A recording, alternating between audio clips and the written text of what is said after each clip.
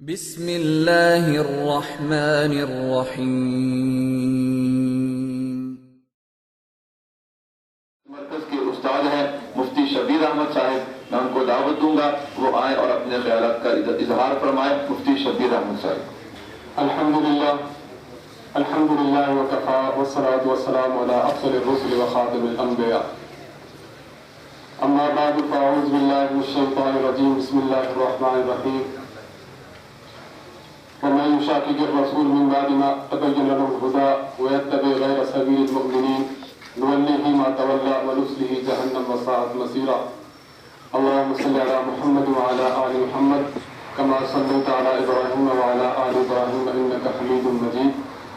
اللهم بارك على محمد وعلى آل محمد كما باركت على إبراهيم وعلى آل إبراهيم إنك حميد مجيد۔ دنیا میں دو قسم کی محنتیں چل رہی ہیں، یا آپ یہ کہہ دیجئے کہ دنیا میں جب ہم دیکھتے ہیں تو ہمیں ہر طرف دو قسم کے گروہ نظر آتے ہیں۔ اہل حق اگر موجود ہوں تو اہل باطل کے نظر آتے ہیں، حق کی طرف دعوت دینے والے داعی موجود ہیں تو باطل کی طرف بلانے والے لوگ بھی نظر آتے ہیں۔ دنیا میں اگر ایک حقیقت کا روپ ہے، ایک حقائق کا روپ ہے، تو اس کے بعد بتلان کا روپ بھی دنیا میں پایا جاتا ہے۔ تو دنیا کے لیے جو نظام چل رہا ہے، اس نظام میں حق اور باطل کا جو مارکا ہے وہ یوں سمجھے شروع سے بپا ہے۔ اس مارکا میں، اس جد و جہد میں، ایک دوسرے کے خلاف جنگ میں جب ہم دیکھتے ہیں، ماضی قریب کو دیکھ لیجئے، بلکہ ہم ماضی قریب سے آگے بڑھ کر ہم اپنے حال کی بات کرتے ہیں، ہم اپنے حال کو جب دیکھتے ہیں تو ہمیں ایسا محسوس ہوتا ہے کہ باطل قوتیں، باطل لوگ اور اہل باطل اپنی قوت کو، کوشش اور محنت اور جد و جہد کو بہت زیادہ تیز کر رہے ہیں کہ اپنی جانب لوگوں کو بلائیں، اپنی جانب لوگوں کو راغب کریں، لوگوں کو اپنے مسائل بتائیں، لوگوں کو اپنے نظریات اور اپنے عقائد سے آگاہ کریں، اور اپنے عقائد اور نظریات کو اسلام کا لیبل لگا کر لوگوں کے سامنے پیش کریں۔ لوگ حق سمجھ کر قبول کریں، لیکن حقیقت میں وہ باطل ہوگا۔ لوگ اس کو روح افزا کا شربت سمجھ کر قبول کریں، لیکن اصل میں وہ کیا ہوگا؟ کاؤرا کی بوتل ہوگی۔ آج دنیا میں ہم دیکھتے ہیں، ہم اپنے اس ماحول کو جب دیکھتے ہیں تو ہم اپنے ماحول میں ایک بات کو بڑی شدت سے محسوس کرتے ہیں کہ آج ہمارے ماحول میں کئی افراد ایسے ہیں جو علماء کرام کے ساتھ وابستہ نہیں ہیں۔ ہم یہ دیکھتے ہیں کہ اگر کوئی عالم دین ہے، کوئی بزرگان دین میں سے کوئی شخصیت موجود ہے تو وہ جمعہ پڑھاتی ہے۔ آپ دیکھیں جمعہ میں آنے والے حضرات کون ہوں گے؟ جب ہمارا تقریر آدھی ہو چکی ہوتی ہے اس وقت کچھ آنا شروع ہوتے ہیں، تقریر کا کافی حصہ گزر چکا ہے، لوگ ابھی آنا شروع ہو جاتے ہیں، تقریر آپ کی ختم ہو چکی، سنتے شروع ہیں، لوگ ابھی اپنی مسجد میں آنا شروع ہو جاتے ہیں، خطبہ شروع ہو جاتا ہے، ابھی لوگ نہیں آ چکے، اور کبھی ایسا بھی ہوتا ہے کہ جماعت کھڑی ہو جاتی ہے، لوگ آپ کی طرف آنا شروع ہو جاتے ہیں۔ اب آپ بتائیں کہ اگر آپ کی مسجد میں نماز پڑھنے والے مثال 500 افراد ہیں تو وہ افراد جن نے شروع سے لے کر آخر تک آپ کا بیان سنا، آپ کے نظریات سنے، آپ کی گفتگو سنی، آپ کے عقیدے پر محنت سنی، وہ صرف 50 سے لے کر 100 کے درمیان ہوں گے۔ اور وہ افراد جنہوں نے آپ کی گفتگو سنی لیکن ادھورے ڈھنگ کے ساتھ سنی، مکمل نہ سنی، ان کی تعداد ان کی بنسبت زیادہ ہوگی۔ آج ہم یہ بھی دیکھتے ہیں کہ جب کوئی عالم دین درس قرآن کے نام پر قرآن مجید کی تفسیر شروع کرتا ہے، لوگوں کو قرآن کریم کے معنی بتاتا ہے، مطالب سے آگاہ کرتا ہے، عقائد و نظریات کی بات کرتا ہے، تو کئی افراد ایسے ہیں جو درس قرآن سے فوراً اٹھ جاتے ہیں۔ اولاً جس طرح حضرت استاد بیان فرما رہے تھے کہ اولاً تو ہم درس قرآن دینے کے لیے تیار ہی نہیں ہوتے، لیکن اگر ہم تیار ہو جائیں تو لوگ تیار نہیں ہوتے۔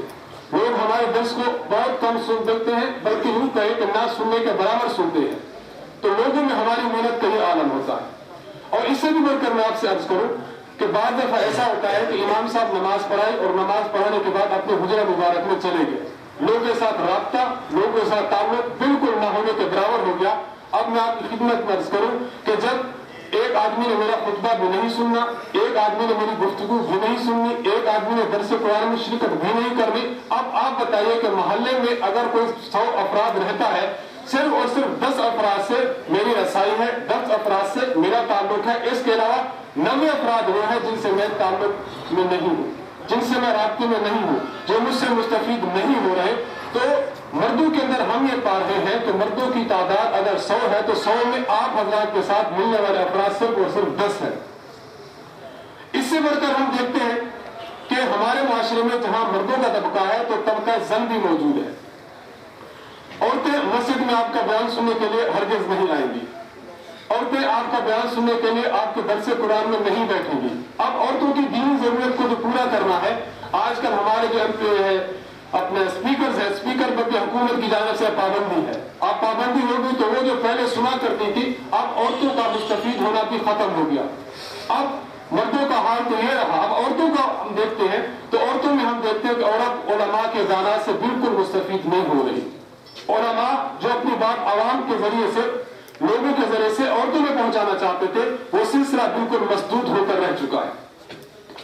اور آپ حضرات علماء ہیں، لیکن غیر علماء میں ہم دیکھتے ہیں آج کل عام طور پر گھروں میں ٹی وی موجود ہے، آج کل گھروں میں وی سی آر موجود ہے، آج کل گھروں میں آپ دیکھتے ہیں انٹرنیٹ کی سہولتیں موجود ہیں. یہ جو اشیاء ہیں، یہ اشیاء اب کیا اپنا کارنامہ سر انجام دیتی ہیں. میں ایک چھوٹی سی مثال آپ کی خدمت میں پیش کرتا ہوں. اب آپ دیکھیے کہ جب رمضان المقدس کا مہینہ آتا ہے، ربیع الاول کا مہینہ آتا ہے، محرم کے ایام آتے ہیں، آپ اگر دیکھیں ان افراد کے گھروں میں، یہ افراد جب گھروں میں موجود ہوں یا نہ ہوں تو ان کے گھر والی عورتیں یا ان کے جو بچے ہیں وہ کیا سنیں گے. رمضان شریف کا مہینہ آئے گا تو جو اسکالر یا جو عالم ہوگا وہ کون ہوگا؟ وہ اہل حق میں سے بہت کم ہوگا. آپ کو وہاں پر جو دکھائی دے گا ڈاکٹر ذاکر نائک ہوگا، آپ کو جو وہاں پر دکھائی دے گا ڈاکٹر فرحت ہاشمی ہوگی، آپ کو جو وہاں پر دکھائی دے گا وہ جاوید احمد غامدی ہوگا، آپ کو جو وہاں پر دکھائی دے گا اہل حق میں سے بہت کم افراد ہوں گے. اہل باطن کی کثرت وہاں پر ہوگی.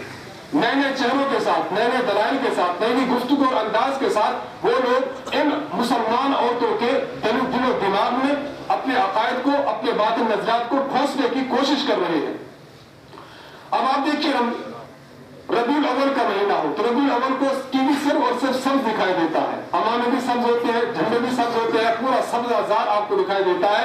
اب اس سبزے کے دمن میں انہوں نے نبی علیہ الصلوۃ والسلام کی محبت کو اجاگر نہیں کرنا، انہوں نے اپنے باطن نظریات اور عقائد لوگوں کے سامنے پیش کرنے ہیں. اب ہمارا وہ عورتوں کا طبقہ جو آدھا طبقہ امت مسلمہ کا تھا، اب انہوں نے ربیع الاول میں آپ کی گفتگو نہیں سننی، ان عورتوں نے ان حضرات کی گفتگو سننی ہے، وہ نعتیں اور نظمیں سننی ہیں جو کہ بریلویت کو پھیلانے اور بریلویت کے پرچار میں لگی ہوئی ہیں. اس سے بڑھ کر ہم دیکھتے ہیں ماہ محرم میں، آپ دیکھ لیجیے ماہ محرم کے شروع ہونے سے قبل اور ماہ محرم کے اختتام پذیر ہونے کے بعد یہ جو تمام ایام ہیں، ان ایام میں آپ کو صرف اور صرف وہاں پر کالی پٹیاں بھی نظر آتی ہیں، آپ کو صرف اور صرف وہاں پر مرثیہ خوانی ہی نظر آتی ہے، آپ کو صرف اور صرف وہاں پر انہی عقائد کی ترجمانی نظر آتی ہے جن عقائد کو اہل سنت والجماعت باطل عقائد سے تعبیر کرتے ہیں. تو معلوم اس سے یہ ہوا کہ ٹی وی نے ایسا کام سر انجام دے دیا ہے، ایسا کام کر دیا ہے کہ لوگوں کے عقائد اور نظریات کو، اور خصوصاً وہ خواتین جو باہر کی زندگی سے غیر واقف ہیں، ان کے عقائد اور نظریات کو بالکل خراب کر رہا ہے. رمضان المقدس جب آ جاتا ہے، رمضان المقدس میں عموماً گھروں کا جو ماحول ہے، ماحول عموماً گھروں کا یہ ہے، اگر کوئی عورت انہوں نے سحری بنانی ہے، اگر کوئی عورت ہے، گھر والے ہیں، انہوں نے افطاری کا سامان تیار کرنا ہے، افطاری کے وقت بھی اور سحری کے وقت بھی روٹی عورت پکا رہی ہے، کھانا تیار کر رہی ہے، پکوڑے بھی بن رہے ہیں، فلاں چیزیں بن رہی ہیں، لیکن جو سامنے اس کو نظر آ رہا ہے وہ کیا چیز ہوگی؟ وہ ٹی وی چل رہا ہوگا. اب ٹی وی جو چل رہا ہے، جو اسکالر وہاں پر موجود ہوگا، آپ بتائیے یہ عورت چاہے یا نہ چاہے اس نے ٹی وی کو برن آن کرنا ہے، چلانا ہے. گانے ان دنوں میں کوئی نہیں سنتا، ویڈیو گیم ان دنوں میں کوئی نہیں دیکھتا، اور فلمیں ان دنوں میں کوئی نہیں دیکھتا ہے تو کہتے ہیں چلو کوئی مولانا صاحب ہوں گے، کوئی دین کی بات ہوگی وہ بیان کر دے.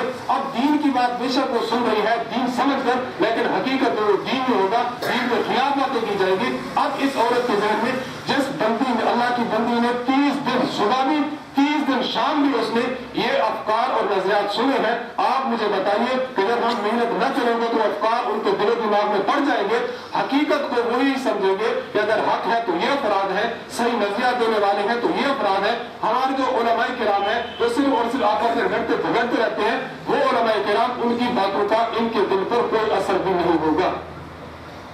تو میں یہ کارگزاری ابتدائی آپ کی خدمت میں اس لیے رکھ رہا ہوں تاکہ ہمیں یہ پتا چلے کہ ہم سے وہ افراد جو کٹ جاتے ہیں یا جن کو ہم اپنے معاشرے کی کریم لیول سے تعبیر کرتے ہیں، ایک بالکل نچلا طبقہ، ایک بہت ہی اعلیٰ طبقہ جسے معاشرے کی کریم لیول کہا جاتا ہے. کریم لیول میں جو چیز دیکھنی ہے انہوں نے انٹرنیٹ سے استفادہ کرنا ہے. کریم لیول میں جو چیز دیکھنی ہے انہوں نے آپ کے ٹیلی ویژن سے استفادہ کرنا ہے. کریم لیول میں جو چیز دیکھنی ہے انہوں نے ٹی وی چینل سے استفادہ کرنا ہے. اب جس شخص نے، جس عورت اور مرد نے ان چیزوں کو دیکھ لیا، ان چیزوں کے عقائد و نظریات کو اپنے آپ کو لے لیا، آپ بتائیے کہ ان کی محنت رنگ لائے گی یا نہیں لائے گی؟ اور میں آپ حضرات کی خدمت میں بڑے ادب سے عرض کروں کہ اس وقت دنیا میں دیکھا جائے ٹی وی چینلز وغیرہ کے حوالے سے ہم دیکھنا چاہیں تو ہم دیکھتے ہیں کہ مرزائیوں کا چینل اس دنیا میں چل رہا ہے. حضرت استاد متکلم اسلام مولانا محمد الیاس گھومن دامت برکاتہ العالیہ ایک مرتبہ استادی فرما رہے تھے کہ میں دبئی میں بیٹھا تھا، ایک آدمی میرے پاس بیٹھا تھا، اس نے کہا مولانا میں آپ کو کچھ آج دکھاتا ہوں. تو اس نے ایک چینل چینج کیا، ایک چینل لگایا. چینل یہ تھا، وہاں پہ جبہ قبا کے ساتھ آدمی بیٹھا ہے، مشبہ صورت ہے، داڑھی بھی اس کی ہے، مزین داڑھی ہے اور سر پر پگڑی بھی ہے. ایک عورت ساتھ بیٹھی ہے، عورت بالکل جس طرح نقاب مسلمان لگاتی اس طرح نقاب لگا کر ہے. اب نعت خوانی بھی چل رہی ہوگی اور وہاں پر جو ہے گفتگو بھی چل رہی ہے، اسلام کی باتیں بھی ہو رہی ہے، نعت بھی چل رہی ہے. اب یہ تمام چیزیں ہیں. استاد فرماتے ہیں کہ ہمیں ابتدا بالکل پتہ نہ چلا کہ یہ چینل جو چل رہا ہے چینل ہے کس فرقے کا، چینل چلانے والے ہیں کون. ہمیں کچھ دیر بعد اندازہ ہوا کہ یہ چینل مرزائیوں کا چینل تھا. اب آپ بتائیے ایک ایسا آدمی جو بالکل نابرد ہو، نہ ان کے نظریات کو جاننے والا، نہ ان کے عقائد سے آشنا ہے، ایسا آدمی اگر اس چینل کو دیکھے گا، آپ مجھے بتائیے کہ وہ اس چینل والوں کے عقائد اور نظریات کو اسلام کے عقائد اور نظریات سمجھے گا، اس کے علاوہ عقائد وہ نہیں سمجھے گا. مرزائیوں کا چینل اب دنیا میں چل رہا ہے MTA کے نام سے، مسلم ٹی وی احمدیہ کے نام سے. مسلم ٹی وی احمدیہ اپنا چینل چلا رہے ہیں، اپنی گفتگو کر رہے ہیں. اور میں آپ خدمت میں عرض کروں کہ ان کی کلپس وہاں پر بھی موجود ہیں اور انٹرنیٹ پر یوٹیوب پر باقاعدہ ان کی کلپس موجود ہیں. ایسے علمی طور پر اشکالات پیش کرتے ہیں کہ ممکن ہم آپ کی خدمت میں پیش کریں، شاید آپ کے ذہن میں ان کے جوابات نہ ہوں. ایسے اشکالات پیش کریں گے. ظاہر سی بات ہے کہ اس فتنے نے دنیا میں بہت کوہرام مچایا تھا.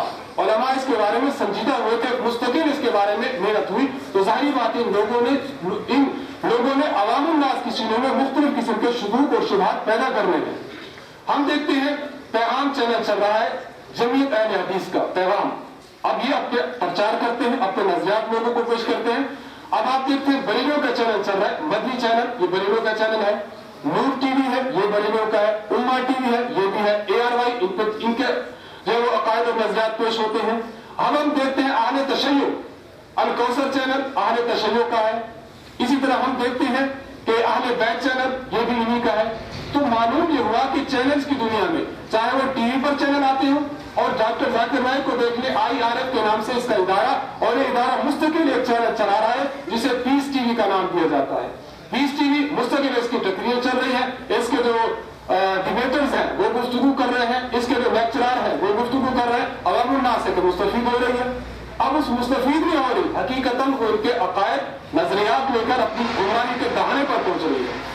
تو میں آپ کی خدمت میں عرض کر رہا ہوں کہ آج ہم دیکھ لیں کہ ایک ہمارا یہ ماحول ہے اور ایک وہ ماحول ہے ہمارے گھروں کے اندر، اور ٹی وی کے ذریعے سے ہمارے عوام الناس پر اثر انداز ہو رہا ہے. اور ٹی وی کے ذریعے جو اثر انداز ہونے والا ہے وہ ہمیں چیزیں اپنے افراد نظر آتے ہیں، باقی سارے کے سارے ہمیں اہل باطل نظر آتے ہیں.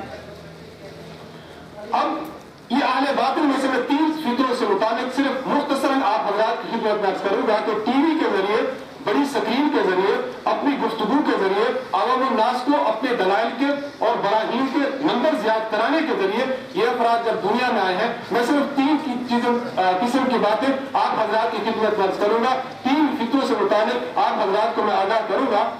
سب سے پہلے ہم دیکھتے ہیں کہ دنیا میں جو آج کل دھاوا بولا جا رہا ہے، عوام الناس اس سے بڑے متاثر ہوتے نظر آ رہے ہیں، وہ ہے ڈاکٹر ذاکر نائک صاحب. ڈاکٹر ذاکر نائک بمبئی کا رہنے والا ہے. 1965 میں اس کی پیدائش ہے. ڈاکٹر عبد الکریم نائک اس کا نام تھا.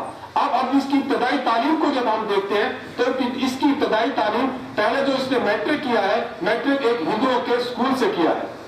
اب اس نے جو FSC کی ہے، میٹرک کیا ہے عیسائیوں کے ہائی اسکول سے کیا ہے. اب اس نے جو FSC کی ہے، FSC اس نے عیسائیوں کے کالج سے کی ہے. میڈیکل کی تعلیم بھی انہی سے حاصل کی ہے. اب ابتدائی جو تعلیم آپ دیکھیں، اس ابتدائی تعلیم میں اسلام کا نام و نشان تک نہیں ہے. انگریزی تعلیم حاصل کرنے والا، عام دنیاوی تعلیم حاصل کرنے والا 1994 سے یہ شخص لگا ہے اور اپنے آپ کو دنیا میں یہ منوانا چاہتا ہے کہ مجھ سے بڑا اسکالر کوئی نہیں ہے. اصل بات کیا تھی؟ اصل بات ہم دیکھتے ہیں تو اصل بات اس کی شہرت کی وہ 3 ہمیں سامنے آتی ہے. نمبر 1، بڑی سکرین پر آ جانا. اب آپ دیکھیں ہماری عوام جو ہے، جس طرح کہتے ہیں عوام کل انعام، عوام انعام کی طرح ہے، وہ چھوٹی سی بات کو لے کر بہت بڑی بات سمجھتی ہے۔ عوام جب یہ دیکھتی ہے کہ یہ شخص ہے اور ٹی وی پر گفتگو کر رہا ہے، یہ شخص ہے، اگر یہ چھوٹا موٹا اسکالر ہوتا، چھوٹا موٹا آدمی ہوتا تو اتنے بڑے کیمرے پر اور اتنی بڑی سکرین پر یہ بندہ آتا کیسے؟ مقام فقہ سیمینار جو لاہور میں منعقد ہوا تھا، حضرت استاذ متکلم اسلام مولانا محمد الیاس گھنڈ دامت برکاتہم، استاد نے اس میں بڑی عجیب بات فرمائی۔ استاد فرمانے لگے کہ دیکھو عوام یہ دیکھتی ہے کہ وہ بڑی سکرین پر آیا، شاید اس کے پاس دلائل بہت ہیں، لیکن اگر کوئی بندہ ہماری گفتگو کو سنے تو اس کو اندازہ ہوگا کہ ہم کتنی محنت کے ساتھ اپنا عقیدہ صحیح نظریہ لوگوں کی خدمت میں پیش کرتے ہیں۔ اور واقعی میں آپ حضرات کی خدمت میں گزارش کروں گا کہ آپ مقام فقہ سیمینار کو بیان سن کے دیکھ لیں، آپ کو ڈاکٹر ذاکر نائک صاحب بن جائیں گے۔ کیوں؟ اس لیے کہ بڑی سکرین پر لوگوں نے صرف ان کو دیکھا ہے، ہمارے جید علماء کرام ہمارے اکابر کو انہوں نے نہیں سنا۔ ہمارے اکابر کو جو سنتا ہے بحمداللہ تعالیٰ ڈاکٹر ذاکر نائک تک کی شخصیت کو بھول جاتا ہے۔ تو پہلی چیز کہ اگر بڑی سکرین پر بندہ آ جاتا ہے، عوام اس سے بڑی مرعوب ہو جاتی ہے۔ بڑی سکرین پر آنا اگر بڑے ہونے کی دلیل ہے، آپ اندازہ کیجئے دنیا میں آج گانے والے کہاں آتے ہیں؟ وہ بڑی سکرین پر آج نظر آ رہے ہوتے ہیں۔ آج کا دنیا میں فلمی چینل جو چلتے ہیں وہ بڑی سکرین پر آتے ہیں۔ تو بڑی سکرین پر آ جانا یہ انسان کے بڑا ہونے کی دلیل نہیں، اگر آپ کے دلائل مضبوط ہوں، آپ کی گفتگو مضبوط ہے، یہ انسان کے قابل فخر اور عظیم ہونے کی دلیل ہے۔ جب ہم دوسری بات دیکھتے ہیں، عموماً ہماری عوام کا مزاج یہ ہے، اگر کوئی بندہ تھوڑی سی انگلش بول لیتا ہے، اگر کوئی بندہ انگلش کو جملے استعمال کر لیتا ہے، تو وہ ہماری عوام کہ جو انگلش سے مرعوب ہے وہ یہ کہتے ہیں کہ اصل عالم ہے تو یہ ہے۔ دیکھو نا کیسی گفتگو کر رہا ہے، عالم ہے تو یہ عالم ہے۔ اب کیا ہوا، ڈاکٹر ذاکر نائک صاحب اردو میں بھی بیان کرتے ہیں اور انگلش میں بھی بولتے ہیں۔ انگلش میں جب بولتے ہیں تو وہ انگلش دان طبقہ یا انگلش کا متاثر کن طبقہ وہ یہ کہتا ہے کہ واقعی کتنا بڑا عالم ہے کہ دیکھو اردو میں بھی گفتگو کر رہا ہے اور انگلش میں بھی بول رہا ہے۔ لیکن اگر ہم اس کو دیکھیں تو انگلش میں گفتگو کر لینا اور انگلش بات بول لینا یہ کوئی بھی انسان کے عالم ہونے کی علامت نہیں ہے۔ انگلش تو محض ایک زبان ہے۔ آپ نے واقعہ سنا ہوگا، ایک آدمی یہاں سے حج پر گیا، وہاں کسی عربی سے اس کی مٹ بھیڑ ہو گئی، عربی نے اپنی زبان میں گالیاں دی، اس نے اپنی زبان میں گالیاں دی۔ جب واپس آیا تو کہنے لگا میں تو ان کے اخلاق پر بہت بڑا فدا ہو گیا ہوں، وجہ یہ میں اس کو ماں بہن کی گالی دے رہا تھا اور وہ مجھے قرآن پڑھ کر سنا رہا تھا، وہ بھی گالی دے رہا تھا، لیکن چونکہ زبان اس کی عربک تھی اس لیے شخص متاثر ہو گیا۔ اگر انگلش زبان سے متاثر ہونا یہ اس کو مان لیا جائے تو بہت سے لوگ ایسے ہیں جو اپنی تبلیغ کرتے ہیں، ہندو جو ہوتا ہے وہ انگلش میں تبلیغ کر رہا ہے، اسلام دیکھتے ہیں اگر عیسائی ہے وہ انگلش میں تبلیغ کر رہا ہے، یہودی انگلش میں گفتگو کرے تو انسان کو اس سے معروف ہو جانا چاہیے۔ تو یہ بات بھی ایسی نہیں ہے کہ جس کو انسان قابل فخر سمجھے اور اس کی تقریم کر کر اس کی اتباع کرنا شروع کر دے۔ اور تیسری بات میں آپ سے عرض کرتا چلوں، تیسری بات ہم دیکھتے ہیں کہ عام طور پر یہ شخص اپنی گفتگو میں حوالہ جات پیش کرتا ہے۔ جب بات کوٹ کرے گا اس کے بعد حوالہ پڑے گا، صحیح بخاری حدیث نمبر فلاں، صحیح مسلم حدیث نمبر فلاں، قرآن مجید کیا ہے فلاں۔ اب ہم دیکھتے ہیں کہ حوالے کو نقل کر دینا، اگر ہم اپنے ان جامعات کو صرف ہم جامعات کے طلبہ کو دیکھ لیں، ایک چھوٹا سا بچہ ہے اس کو سورت الحمدللہ سے لے کر والناس تک پورا قرآن مجید اس کے سینے میں محفوظ ہوتا ہے۔ اگر صرف یہی بات ہو کہ انسان حفظ کرتا ہے اور حفظ کی بنا پر اعلیٰ سمجھا جائے تو ہم یہ کہیں گے، بلکہ آج کل آپ دیکھیں جامعۃ الرحیم کو جو بچے انٹرنیٹ پر ان کی گفتگو موجود ہے، آپ اسے کہیں فلاں سورت کی فلاں آیت پڑھو، وہ بچہ فلاں سورت کی فلاں آیت پڑھے گا، آپ اس سے ریورس پڑھو وہ اس سے بھی پیچھے پڑے گا، اس سے پھر پیچھے پڑھو وہ اس سے بھی پیچھے پڑے گا۔ تو آپ بتائیے اگر یہ دلیل ہے اس بات کی کہ اس آدمی کو بڑا سمجھا جائے تو ہم کہیں گے کہ تم شخص سے بڑے ہمارے چھوٹے چھوٹے مدارس میں پڑھنے والے بچے ہیں۔ اور میں ایک صرف آپ کی خدمت میں اس کی بات عرض کرتا چلوں، ایک عورت نے اس سے پوچھا کہ ہم بڑے پیر جی کی فاتحہ دے سکتے ہیں نہیں؟ اس کے ایک پروگرام ہے گفتگو کے نام سے، ڈاکٹر شاہد مسعود کے ساتھ پروگرام گفتگو کے نام سے، ایک عورت نے اس سے کہا کہ ہم بڑے پیر جی کی فاتحہ دے سکتے ہیں؟ ڈاکٹر صاحب نے کہا کہ دیکھو قرآن مجید میں 4 جگہ پر آیت موجود ہے، فلاں سورت آیت نمبر فلاں، فلاں سورت اس طرح بڑھتا گیا کہ اللہ تبارک و تعالیٰ نے 4 چیزوں کو حرام کیا، حرمت علیکم المیتۃ والدم ولحم الخنزیر وما اہل لغیر اللہ، غیر اللہ کے نام پر جو دیا جائے وہ حرام ہوتا ہے۔ بڑے پیر جی کی فاتحہ غیر اللہ کے نام پر دی جاتی ہے اس لیے حرام ہے۔ اب میں آپ کو درس کروں، آپ علماء کرام ہیں، اگر بڑے پیر جی کی فاتحہ بائیمانہ دی جائے کہ تقرب اس کا ہو تو یہ تو بالکل حرام ہے، لیکن اگر بائیمانہ ہو کہ اثارِ ثواب کیا جائے یہ تو بالکل جائز ہے۔ تو اس نے حوالے تو پیش کر دیے 4 فوراً، لیکن مسئلے کی تنقید وہ شخص نہ کر سکا، مسئلہ اس نے سادہ سا پیش کر دیا، عوام کو اس سے گمراہ کر دیا۔ تو معلوم اس سے یہ ہوا کہ یہ شخص جو دنیا میں آیا ہے تو اس کی دنیا میں آنے میں یہ 3 اگر وجوہات عوام الناس کو آپ سمجھا دیجئے، اور میں آپ خدمت میں عرض کرتا چلوں کہ یہ فتنہ ایسا ہے کہ اس پر ہم دیگر مسالے کو جب دیکھتے ہیں تو ہر مسلک والا کے خلاف بولتا نظر آتا ہے۔ ہماری اصل مادر علم ہماری نسبت جو ہے وہ دارالعلوم دیوبند سے ہے۔ دارالعلوم دیوبند سے 11 صفحات پر مشتمل ایک فتویٰ ڈاکٹر ذاکر نائک کے خلاف شائع ہو چکا ہے۔ اس میں 15 پوائنٹ انہوں نے نوٹ کیے ہیں، 15 پوائنٹ پر انہوں نے گفتگو کی ہے۔ ان پوائنٹس کی وجہ سے ڈاکٹر ذاکر نائک جو ہے اس کے بھاشن سننا، گفتگو سننا، لیکچر سننا اور اس پر بلا تحقیق عمل کرنا انسان کے اسلام کے لیے انتہائی گناہ ہے، اور بالکل انہوں نے ناجائز قرار دیا کہ اس کی گفتگو نہیں کر سکتے، آپ سن نہیں سکتے۔ کیوں؟ اس لیے کہ سائنسی تحقیقات سے بہت زیادہ مرعوب ہے، سائنس سے مرعوب ہے۔ ظاہری بات ہے بندہ جب سائنس سے مرعوب ہوگا تو وہ قرآن و سنت میں ایسی تعمیل کرے گا کہ وہ سائنس سے نہ ٹکرائے۔ سائنس سے ٹکرائے بھی لوگ ہیں کہ قرآن آپ کا کیسا۔ ایک مثال میں آپ کو دوں، ایک شخص اس کا مناظرہ ہوا ڈاکٹر ولیم کیمبل کے ساتھ۔ ڈاکٹر ولیم کیمبل کے ساتھ مناظرہ ہوا، مناظرہ تھا Quran and Bible in the light of science, قرآن اور بائبل سائنس کی روشنی میں۔ بیان یہ کرنا تھا کہ قرآن مجید اللہ کا کلام ہے، اس نے ثابت کرنا تھا کہ نہیں بائبل اللہ کا کلام ہے۔ گفتگو میں ڈاکٹر صاحب نے کہا کہ دیکھو اب ہم یہ کہتے ہیں کہ میں کہوں قرآن اللہ کا کلام ہے اور ڈاکٹر صاحب کہتے ہیں کہ قرآن اللہ کا کلام نہیں ہے بلکہ بائبل اللہ کا کلام ہے، تو ہمیں ایک تیسرے سورس کی طرف اور تیسرے ذریعے کی طرف جانا پڑے گا، اور وہ تیسرا ذریعہ سائنس اور ٹیکنالوجی۔ میں قرآن کریم کو سائنس اور ٹیکنالوجی کے ترازو میں ماپتا ہوں، آپ اپنی بائبل کو سائنس اور ٹیکنالوجی کے ترازو میں ماپو۔ اگر قرآن سائنس اور ٹیکنالوجی پر پورا اترتا ہے قرآن اللہ کا کلام ہے، اگر بائبل سائنس اور ٹیکنالوجی کے مطابق کرتی ہے تو بائبل اللہ کا کلام ہے۔ اب آپ خود اندازہ کیجئے، جو اگر سائنس سے وابستہ ہوں، سائنس پڑھتے پڑھاتے ہوں، تو ان کو بخوبی علم ہوگا کہ سائنس کا کوئی ایسا نظریہ نہیں ہے جو بالکل جس کو حقیقی نظریہ کہا جا سکے۔ ضمنیات پر سائنس کا علم مبنی ہے۔ آپ دیکھتے ہوں کہ ایک نظریہ دنیا میں پیدا ہوا، دوسرے نظریہ آ کر اس کو توڑ کے رکھ دیا۔ دنیا میں ایک نظریہ پیدا ہوا تھا کہ بے جان چیز سے جاندار چیز پیدا ہو سکتی ہے، پھر اسی کا اپوزٹ نظریہ یہ پیدا ہوا کہ نہیں جاندار ہی سے جاندار پیدا ہو سکتی ہے۔ اے بائیجنسس اور بائیجنسس یہ 2 نظریات دنیا میں، تو ایک نظریہ تھا دوسرے اس کو توڑ کے رکھ دیا۔ دنیا میں نیوٹن، سر آئزیک نیوٹن ایک سائنسدان گزرا ہے، جو حضرات سائنس جانتے ہیں وہ جانتے ہیں کہ 3 قوانین اس نے پیش کیے تھے۔ سر آئزیک نیوٹن کے 3 قوانین اب دنیا نے رد کر دیے، غلط ہے۔ دنیا میں ایک نظریہ پیش ہوا تھا کہ انسان کی اصل بندر ہے جسے دلمانس کہتے ہیں، آج کی سائنس نے اس نظریے کو غلط ثابت کر دیا اور جو فوسلز اس نے بنائے تھے ان کو غلط ثابت کر دیا۔ تو میں آپ خدمت میں عرض کر رہا ہوں کہ دنیا میں ہم نظریات سائنس کو دیکھتے ہیں تو ایک جگہ پر سائنس کا نظریہ ٹک نہیں رہے، لیکن ڈاکٹر صاحب قرآن مجید کو اب آپ دیکھیں قرآن مجید قطعی ہے۔ اگر قرآن کے لیے معیار ہم ایسی چیز کو بنائیں جو معیار ضمنی ہو تو ضمنیات کو آپ کسی ایسی چیز کا معیار کیسے بنا سکتے ہیں جو قطعی ہو؟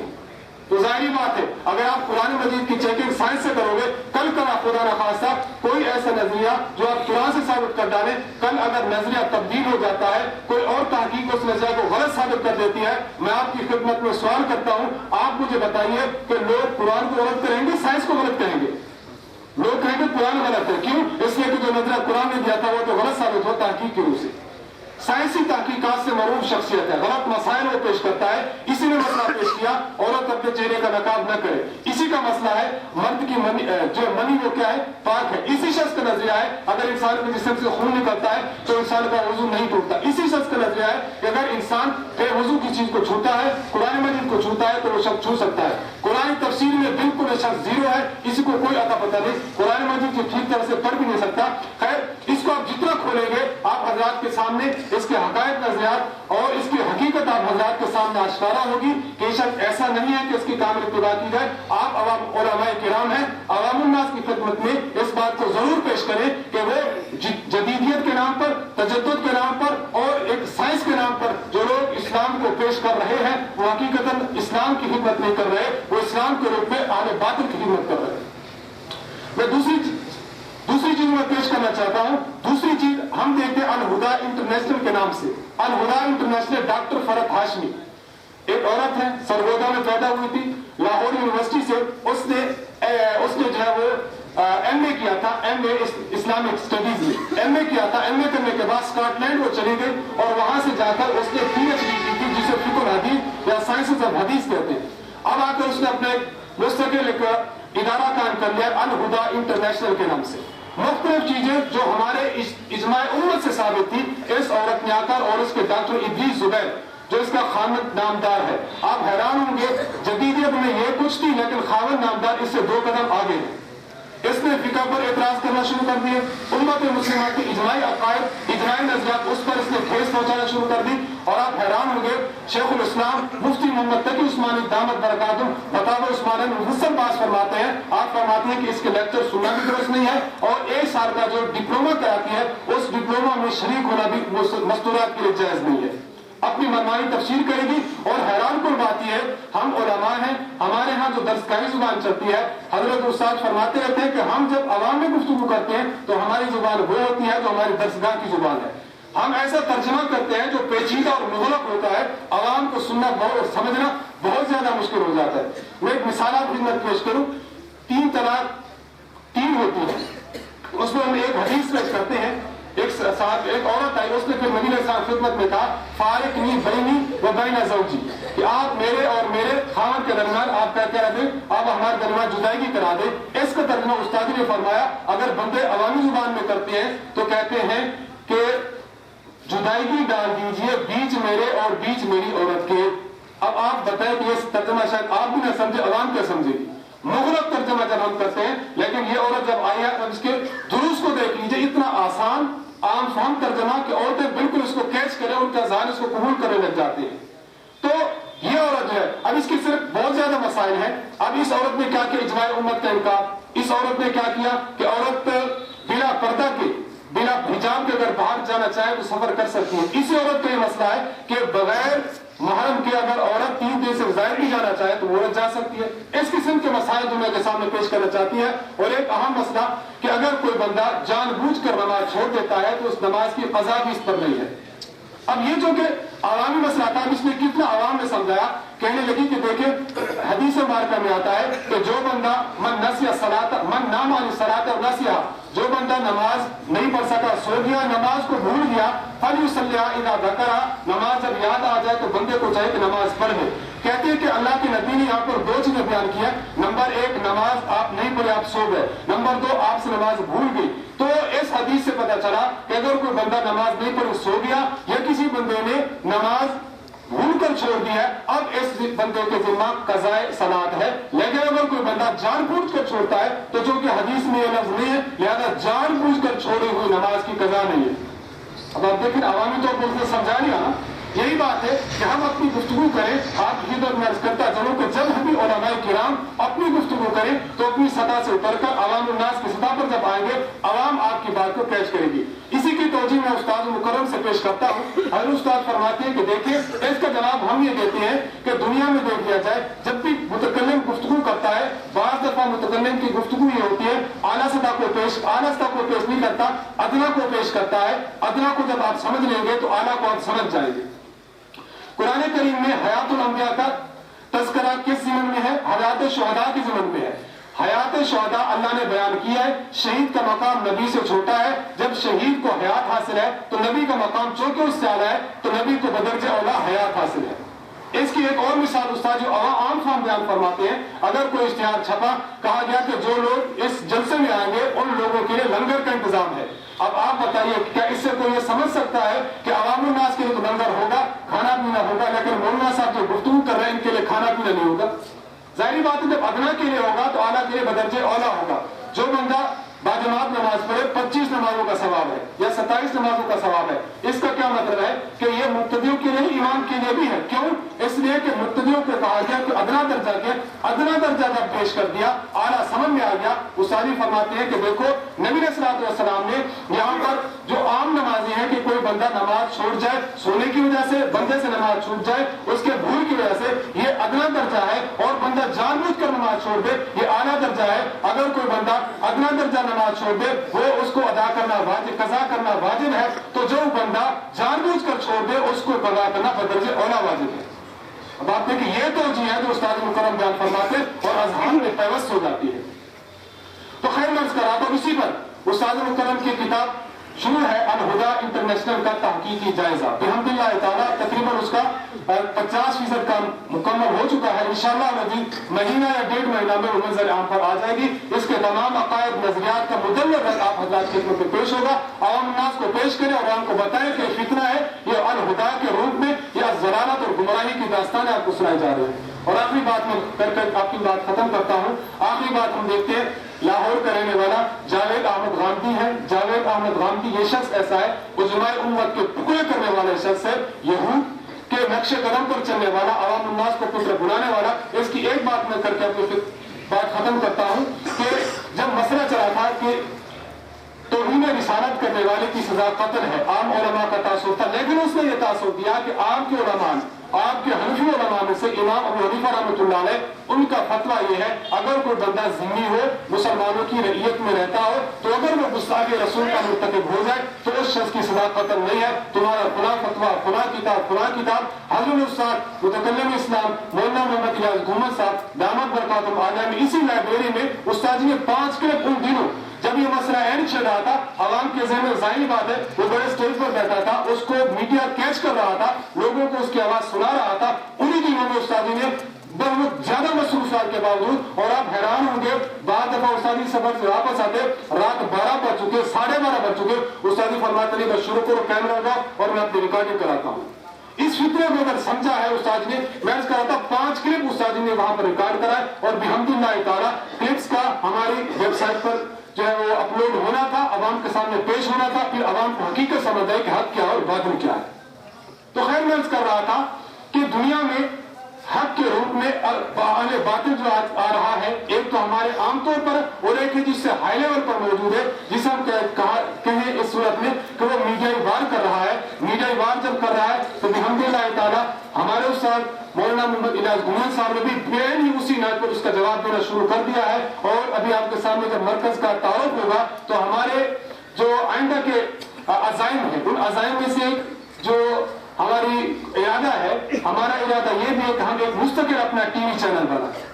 جس طرح باطل نے اپنی ٹی وی چینل بنا کر اپنی دعوت لوگوں کے سامنے پیش کی ہے, اہل حق کا بھی ایک ایسا فورم ہونا چاہیے جس پر اہل حق اپنی بات کو, اپنے عقائد کو, اپنے نظریات کو عوام الناس کے سامنے پیش کرے, تاکہ عوام جہاں باطل دیکھ رہی ہے تو حق کو بھی دیکھے, باطل کو چھوڑ کر حق کی جانب راغب ہو.